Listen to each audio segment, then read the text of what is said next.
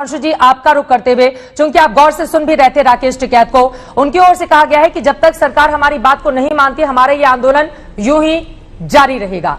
और भी बहुत सारे आरोप आपकी सरकार पर उन्होंने लगाए हैं, जवाब दीजिए।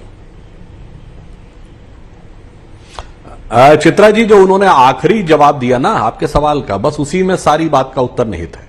उन्होंने कहा जी हमारे आंदोलन में कौन आ गया, कौन आके क्या बोलने लगा, मेरे को क्या पता। हकीकत तो यही है कि इस आंदोलन पे उनका कोई नियंत्रण ही नहीं है। आज वास्तविकता यह है कि आंदोलन वापस न लेना उनकी इच्छा नहीं, उनकी विवशता है।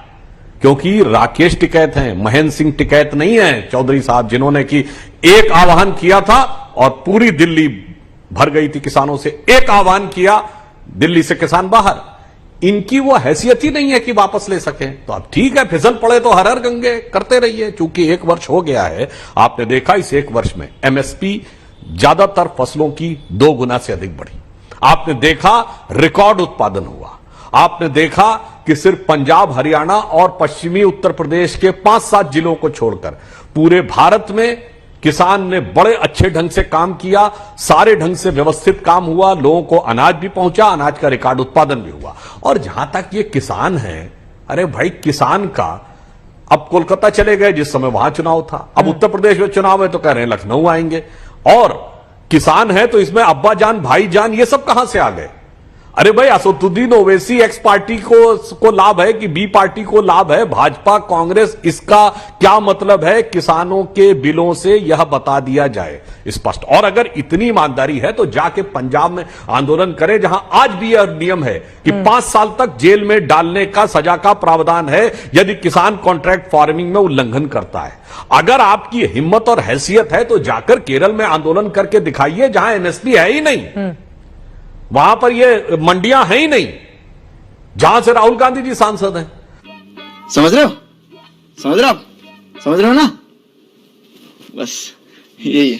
तो वहां न करके आप कहें कि पार्टी को हराना, तो आपका स्वागत है, लोकतंत्र में आपको पूरा अधिकार है, पर आप कहिए कि यह संयुक्त विपक्ष मोर्चा है। इससे से किसान का लेबल हटा लीजिए, राजनीतिक दल का लेबल लगाइए और भारत के संविधान के अंदर प्रदत्त अधिकार के द्वारा आके चुनाव लड़िए। कौन समस्या है? या जिसको समर्थन करना हो उसको समर्थन करिए। गौरव वल्लभ साहब, एक तरफ तो आप लोग उत्तर प्रदेश में अगर किसानों का प्रदर्शन होता है तो बहुत वाहवाही कहते हैं, फोटोग्राफ ट्वीट की जाती है, तमाम चीजें, लेकिन वहीं दूसरी तरफ अगर पंजाब की बात करें तो वहां पर मुख्यमंत्री की ओर से यह कहा जाता है कि यहां से जाइए, बहुत आर्थिक नुकसान हो रहा है, जाकर दिल्ली में या हरियाणा में आप प्रदर्शन कीजिए। तो कांग्रेस पार्टी का फिर दोहरा चरित्र निकलकर नहीं सामने आता है क्या किसानों के मुद्दे पर? और आज 1 साल भी हो चुके हैं, उस पर भी कुछ कहिए, लोकसभा से पास हुई। चित्रा जी, सबसे पहले तो प्रधानमंत्री जी के जन्मदिन पर उनको शुभकामनाएं और देश के सारे बेरोजगारों को राष्ट्रीय बेरोजगारी दिवस की सांत्वना। अबे साले तभी चित्रा जी, आपने वैक्सीनेशन का एक आंकड़ा दिखाया, मैं 20-25 मिनट से देख रहा हूँ, अच्छा लगा, वो खुशी की बात है। एक और आंकड़ा आप साइड में चला देते कि अनएम्प्लॉयमेंट टुडे, आज बेरोजगारी कहाँ पे है, तो मैं निश्चित रूप से कह रहा हूँ कि ये 2.5 करोड़ से बहुत ज्यादा, 5-7 गुना ज्यादा देश में बेरोजगार के नंबर आपके टीवी स्क्रीन पर आते हैं। अब आ जाते हैं कृषि के ऊपर।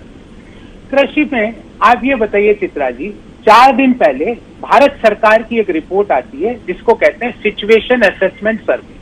वो रिपोर्ट क्या कहती है चित्रा जी, कि भारत के किसान को एक दिन प्रतिदिन खेती से 27 रुपए की आय होती है।